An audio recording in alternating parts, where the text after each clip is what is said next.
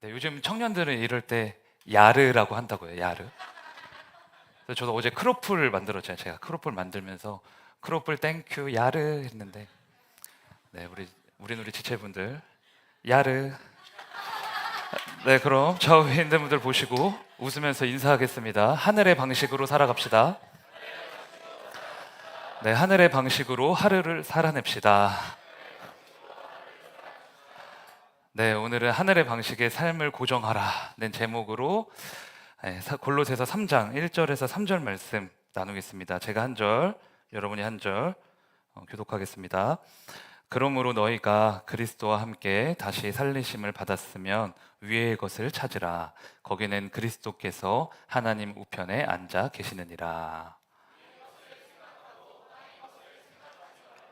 네, 같이 읽을게요.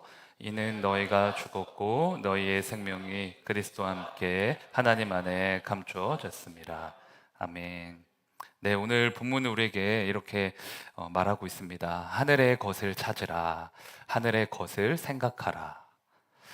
이거를 영어 성경으로 보니까 set your heart 이렇게 돼 있어요. 즉 너의 마음을 세팅하라는 거죠. 그럼 여러분 세팅이 뭐예요? 세팅. 고정하는 거잖아요. 고정하는 거. 단단히 묶어두는 거 아니겠습니까? 하늘의 것에 우리의 생각과 마음과 의지를 다 묶어두는 거. 그러면 영어 성경은 왜 set이라는 단어를 썼을까?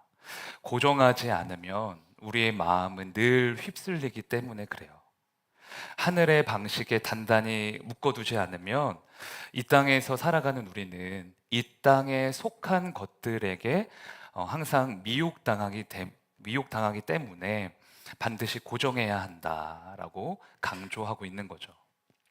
그러면 하늘의 방식으로 산다, 하늘의 것을 생각하며 산다는 게 도대체 뭘까? 우리에게 구원을 베푸신 예수님께 감사하는 것, 뭐 교회에 와서 매일 뭐 봉사하는 것, 뭐 성전에서 매일 쉬지 않고 기도하는 것, 뭐 제가 말씀드린 모든 게 뭐 하늘의 방식으로 사는 것이겠지만 오늘 본문은 예수님의 인격과 삶을 근거로 우리에게 조금 더 구체적인 방법을 제시하고 있습니다. 본문 1절을 먼저 보실까요? 그러므로 너희가 그리스도와 함께 다시 살리심을 받았으면 위의 것을 찾으라. 거기는 그리스도께서 하나님 우편에 앉아 계시느니라. 네, 여러분 혹시 지지난주 말씀 기억나세요? 2주 전에 거듭남 기억나세요? 예, 그래서 지민이가 이제 자기를 양거듭이라고 불러달라고 했는데 왔나요? 있군요. 네. 우리는 그리스도와 함께 죽었고 그리스도와 함께 살아난 자라고 했잖아요. 그렇게 거듭난 자로서 이제 마땅히 이 땅의 것이 아니라 위의 것을 찾으라고 하는데, 그런데 거기에 누가 앉아 계신데요? 방금 읽으셨잖아요. 하나님 우편에 누가 앉아 계세요? 네, 예수님이 앉아 계신데요. 근데 여러분 이 말씀이 솔직하게 이해가 되세요? 그러니까 이해하는 척하지 말고 이 구절만 보면 이해가 잘 안 돼요. 아니, 위의 것을 찾는 것과 예수님이 하나님 우편에 앉아 계신다는 사실이 무슨 연관성이 있나? 이 말씀을 어떻게 풀어야 되나? 솔직히 이해가 안 되잖아요. 이 말씀이 단박에 이해가 되신다면 지금 저랑 자리 바꾸셔야 돼요. 제가 밑에서 듣고 여러분이 말해야 돼요. 근데 1절 말씀을 어디랑 연결시키면 되냐면 3절 말씀이랑 연결시켜 보면 그럴싸하게 이해가 좀 되거든요. 3절 말씀을 쉬운 성경으로 한번 봅시다. 옛사람은 죽었으며 이제는 하나님 안에서 그리스도와 함께하는 새로운 삶이 감춰져 있습니다. 옛사람이 죽었다는 건 제가 많이 말씀을 드렸으니까 다시 반복을 안 할게요. 그 뒤에 이제는 하나님 안에서 그리스도와 함께하는, 말씀 한번 다시 띄워주세요. 하나님 안에서 그리스도와 함께하는 새로운 삶이 감춰져 있다. 여기를 좀 풀어봅시다. 이 말씀이 만만치가 않거든요. 그럼 먼저 우리 예수님에 대해서 떠올려 봅시다. 여러분, 예수님이 세상에서 가지셨던 직업이 뭐였죠? 네, 목수. 베드로와 같은 어부셨나요? 아니죠. 예, 목수셨죠. 그래서 세상 사람들이 예수님을 볼 때는 어떻게 봤어요? 예, 목수의 아들, 목수의 아들로 봤잖아요. 그런데 그때도 예수님이 목수로 사셨을 때도 예수님 안에는 뭐가 감춰져 있었을까요? 하나님의 영광과 신성과 권위가 감춰져 있었죠. 그래서 예수님이 가는 곳마다 하나님과, 재채기 그냥 하셔도 돼요. 하나님과 같은, 하나님과 동일한 역사를 행하셨잖아요. 죽은 자를 살리시고 바다를 꾸짖어서 잠잠케 하시고 오병이어로 5천 명 먹이시고, 그러니까 그 모든 기적들은 단순히 예수님이 대단한 분이라는 걸 증명하는 게 아니라 예수님이 곧 하나님이심을 가리키는 사건들이었죠. 그런데 예수님이 행하신 수많은 기적을 보고도, 그걸 다 경험했음에도 사람들은 예수님의 진짜 정체를 잘 몰랐어요. 왜? 예수님의 겉모습이 어때요? 우리와 같은 사람의 모양이었잖아요. 마리아의 몸을 빌려 허름한 마구간에서 태어나시고 목수의 아들로서 성장하시고, 그렇게 하나님이신 그분이 우리와 같은 음식을 먹고 같이 자고 같이 일하고 같이 아픔을 느끼고 그러셨기 때문에 예수님 안에 감춰진 신비를 사람들이 잘 몰랐던 거죠. 이것을 조금 어려운 말로, 그러니까 신학적인 용어로 뭐라고 하느냐, 저를 따라할게요. 성육신. 예, 성육신. 이게 한자로 되어 있는 단어라서 우리 청년들이나 젊은이 분들이 딱 와닿진 않을 것 같아요. 그래서 좀 하나하나 살펴보면 좋을 것 같은데, 성육신은 이런 뜻이에요. 성, 성이 뭐예요? 이룰성, 나타날 성, 이룰성인데 보이지 않던 하나님이 실제로 나타나셨다. 그리고 육은 고기 육자인데 이거는 인간의 살과 피. 우리와 똑같은 사람의 모양으로 이 땅에 오셨다는 거죠. 그리고 마지막 신은 몸신인데 로봇과 같이 복제된 인간이 아니라 분명한 인격을 가지셨다라는 걸 의미해요. 그래서 한마디로 말하면 성육신은 하나님이 살과 피를 가지신 인간이 되셨다, 이런 뜻이에요. 총신대 문병호 교수는 성육신을 다음과 같이 정의하고 있습니다. 이거는 한 번은 꼭 한번 정리하셔야 돼요. 한번 읽어보실까요? 시작.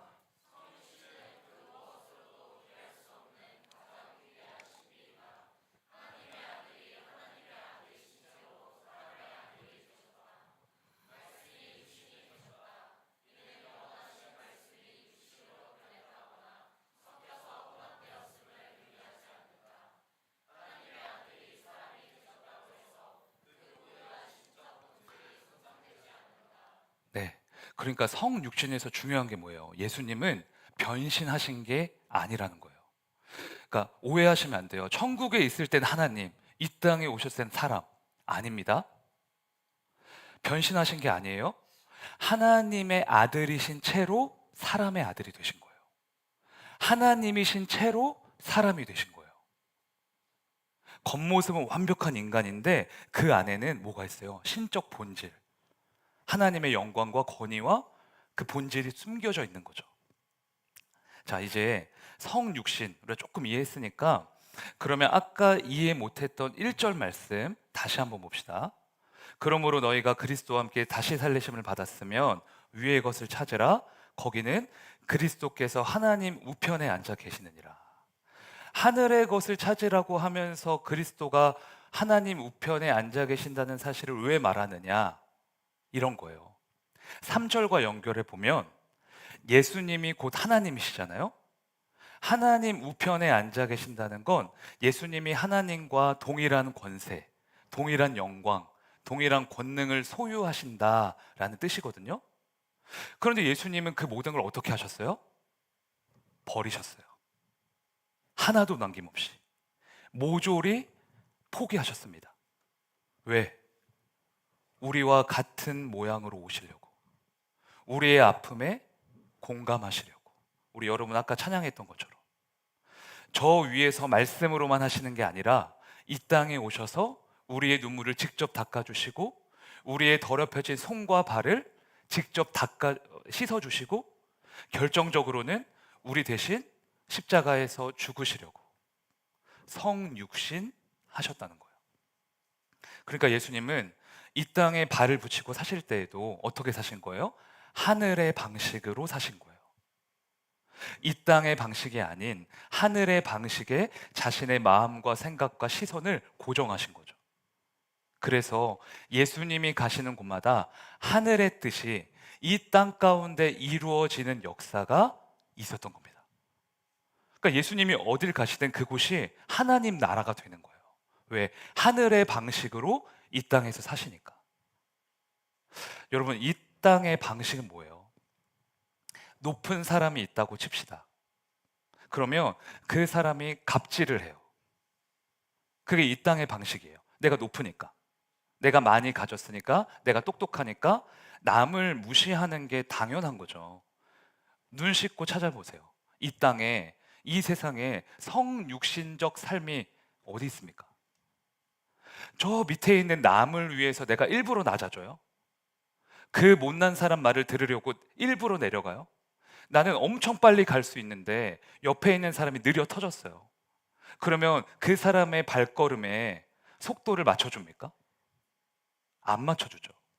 오히려 헐뜯고 비난하고 멸시하고 그 사람을 밟고 올라가잖아요.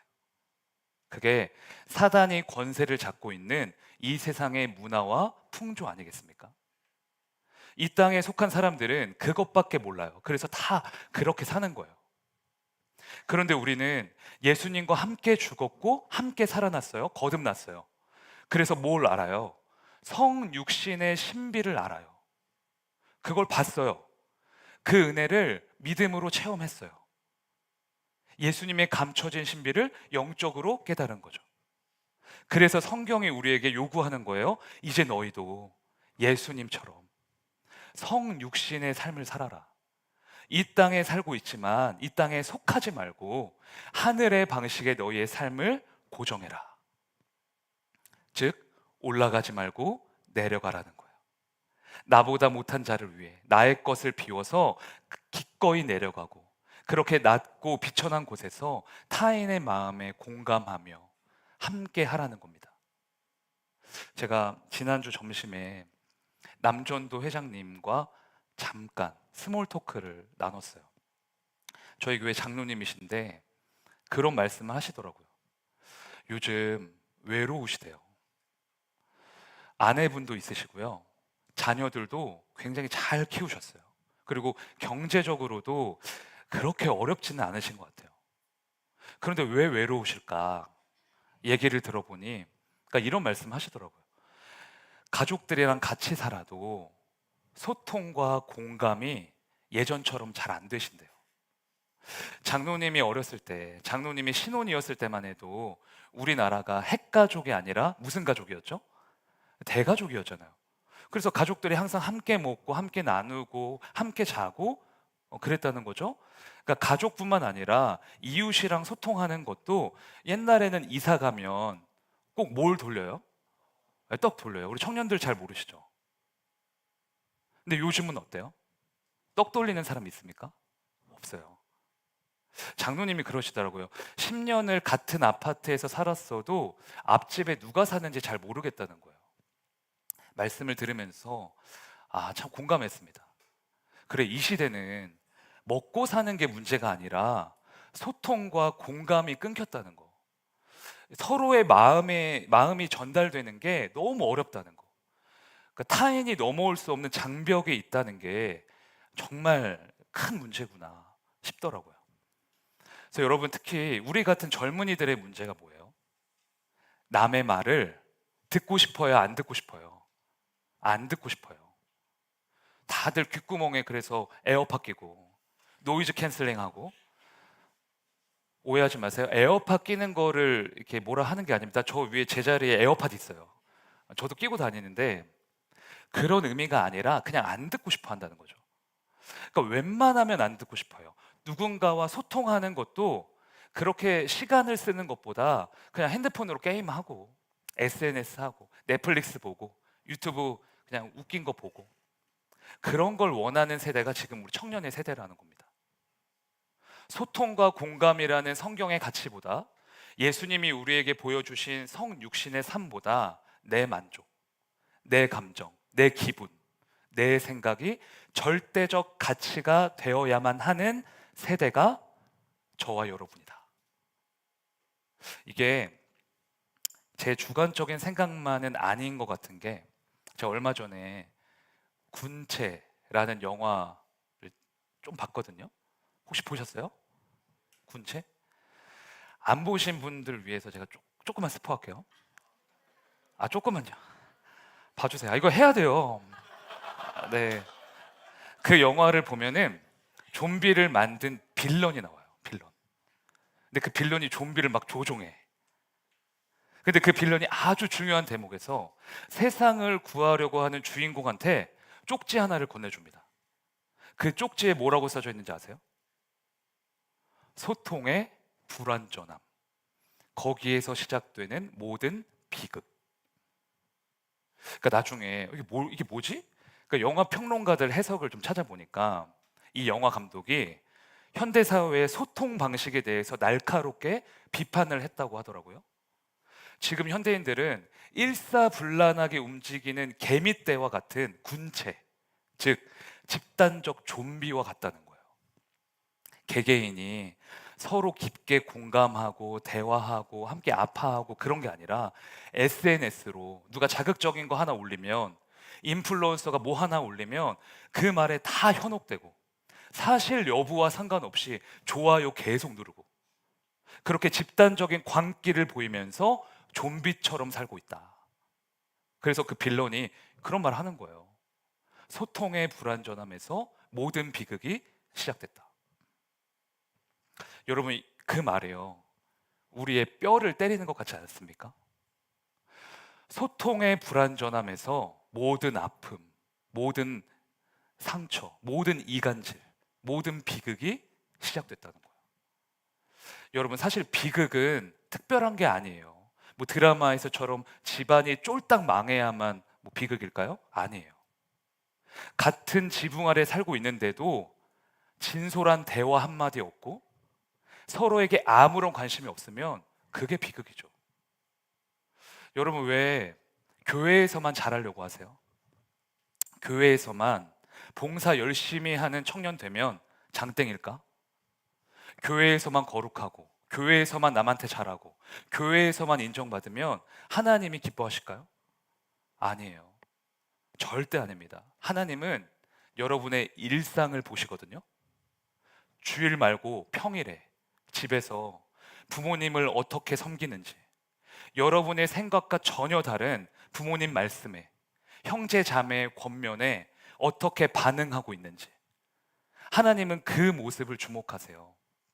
회사에서는 여러분의 실적이 아니라 나 어떠한 마음으로 나와 전혀 다른 그 타인, 남을 대하고 있는지, 그 중심을 보고 평가하시는 거예요.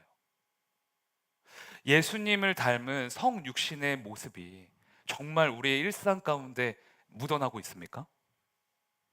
그래서 제가 이거 어떻게 하면 우리가 소통을 더 잘할 수 있을까? 어떻게 하면 서로의 마음에 더 공감할 수 있을까?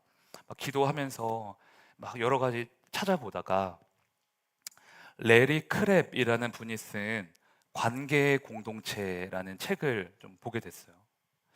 이 책인데 이분이 아주 저명한 임상 심리학자거든요. 근데 신기하게 심리학자 같은 말을 안 해요.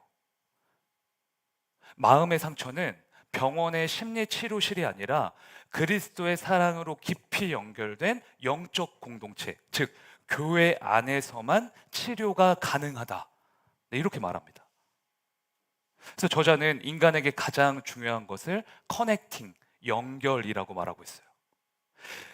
개인이 먼저 그리스도와 연결되어야 하고 그 다음에는 내가 옆에 있는 사람에게, 서로가 서로에게 끈끈하게 연결이 되어야 한다라는 거죠.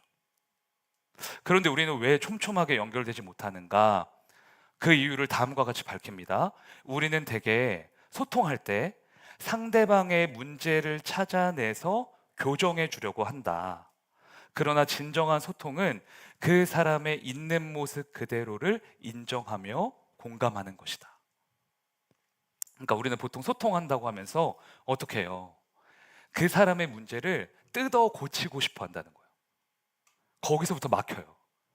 그 사람의 존재를 인정해주고 격려해주고 상대방의 말을 경청하며 먼저 공감해야 하는데, 그것보다 아니 그거는 네가 그거 잘못해서 그래, 아니 그거 네가 뭐 잘못 알아서 그래, 이런 식으로 해결책을 제시한다는 겁니다. 그러니까 소통과 공감이 안 돼요. 그래서 저자가 독자들에게 권면하는 게 뭐냐? 투명성과 진실성이에요. 가면을 쓰지 말고요, 진실해야 한다는 겁니다. 소통을 위해서는 먼저 투명해야 한다는 거예요. 그래서 교회를 이렇게 정의하고 있습니다.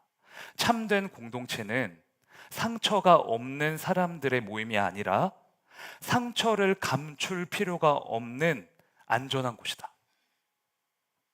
여러분, 너무 멋진 말 아니에요? 상처가 없는 사람들의 모임이 아니라 상처를 감출 필요가 없는 곳, 그게 교회래요. 그런 건강한 공동체를 만들어 가는 우리가 되었으면 좋겠어요.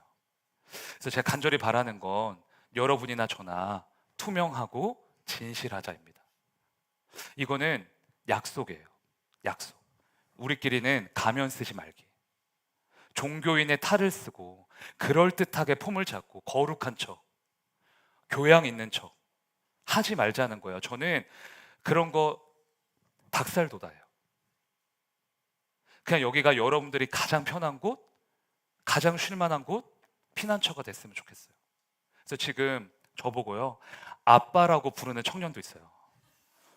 가끔은 오빠라고 하기도 하는데, 유경이는 옛날에 제 앞에서 이거 말하면 안 되겠다. 네, 뭘 파가지고 이렇게 동그랗게 만들어서 이렇게 하겠어요. 근데 그게 뭔지 몰라요. 여러분이 상상해 보세요. 너무 투명해서.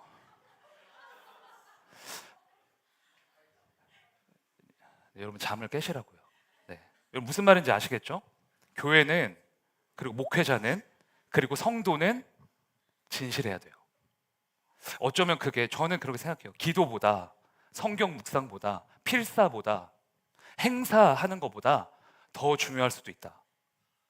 우리의 관계를 세워가는 데 있어서, 여러분 서로의 신뢰 관계에 있어서 투명성과 진실성 가장 중요하거든요. 소통과 공감이라는 주제가 남자와 여자의 연애에서도요, 아주 중요합니다. 좋은 연애 연구소라는 연구소가 있어요.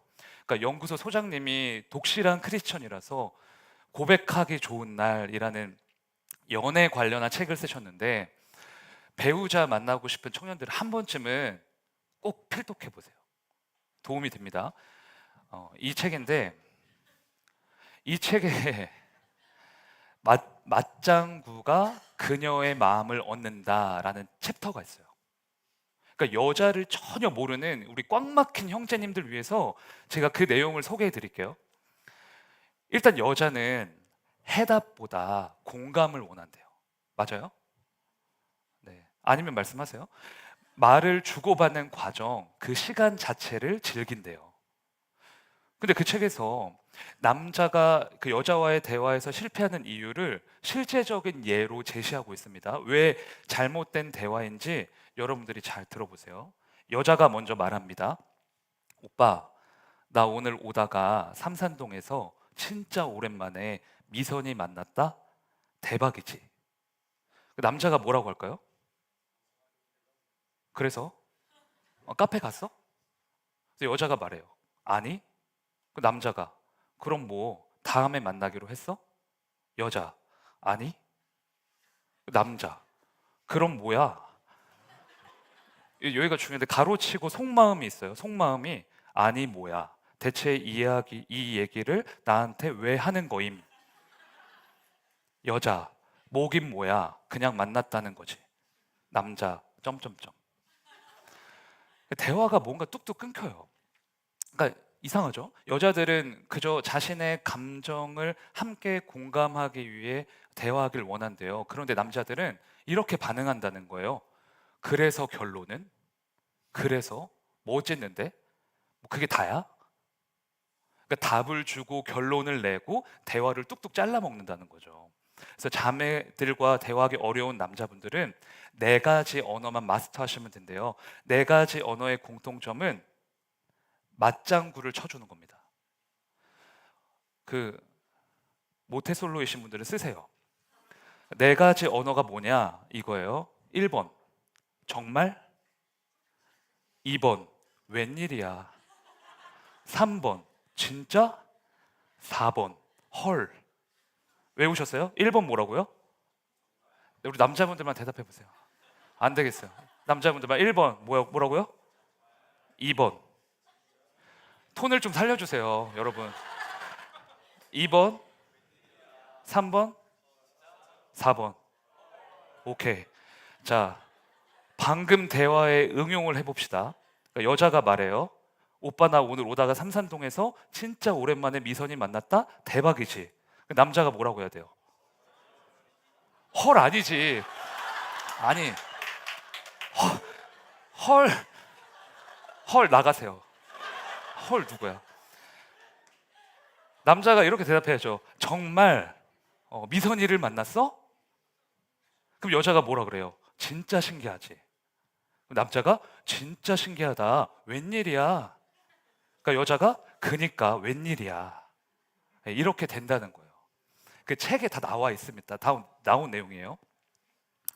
이러면 바로 배우자 만날 수 있대요. 그러니까 대화의 포인트를 아시겠죠? 형제님들 기억하세요. 사실이 중요한 게 아니에요. 정답을 제시하는 거, 결론 내는 거, 그거 안 중요합니다. 자매의 그 기쁜 마음에 동참해 주는 거, 그 미선이를 만났다는 그 놀라움에 나도 같이 놀라주는 거, 그게 중요한 거죠. 그렇죠? 맞아요? 근데 우리 형제님들 한번 도전해 보세요. 4개, 4개 하면서 이래도 안 되면은 뭐 저한테 뭐라고 하지 마시고 임재율 과 하나님한테 따지세요. 제 책임이 아니에요. 네, 이제 오늘 말씀 한번 정리하려고 합니다. 여러분, 그리스도 안에서 거듭난 우리는 이제 이 땅이 아닌 하늘의 방식의 삶을 고정해야 돼요. 하늘의 방식은 뭐예요? 그리스도의 성육신적 삶이에요. 나를 깨고 부셔서 더 낮아지고 내려가서 상대방의 마음과 속도에 맞춰주는 겁니다. 그리스도의 마음을 품고 공감하는 거예요. 그를 위해서 우리에게 뭐가 필요해요? 투명성과 진실성이 필요하다. 하나님 앞에서만 아니라 우리 모두 서로의 앞에서 진실하고 투명해야 하는 거예요. 가면을 벗고 깊은 곳에 숨겨뒀던 내면과 내면이 맞닿아야 돼요. 그렇게 서로의 마음을 공감하며 응원하며 서로를 끝까지 포기하지 않는 우리 공동체가 되기를 소망합니다. 우리를 주 안에서 하나로 부르셨기에 우리는 이미 한 몸이 된 줄 믿습니다. 그럼 우리 옆에 있는 분들 보고 응원해 볼게요. 반말로 걱정하지 마, 내가 있잖아. 네, 이번에 존댓말로 당신의 있는 모습 그대로 사랑합니다. 네, 우리 그럼 오늘은 옆에 있는 분들 좀 응원하는 마음으로 Don't worry 한번 찬양할까요?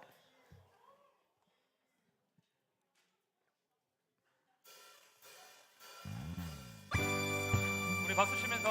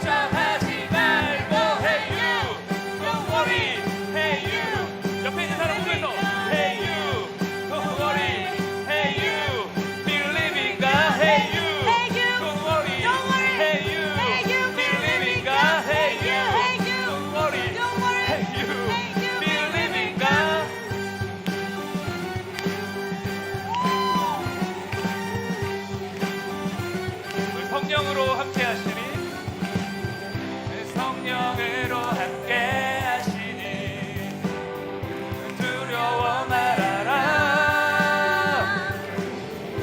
하나님의 평강 널 지키시니 어떻게 걱정하지 말고 Hey you Don't worry Hey you Believe in God Hey you Don't worry Hey you Believe in God Hey you Don't worry Hey you Believe in God Hey you 이번에 우리 전도사님들 보면서 Hey you Don't worry Hey you Believe in God Hey you Don't worry Hey you 이번에 우리 찬양팀 Hey you Don't worry Hey you Believe in God Hey you Don't worry 이번에 뒤에 방송팀 보면서 Hey you Don't worry Hey you Believe in God Hey you Don't worry Hey you Believe in God 아멘.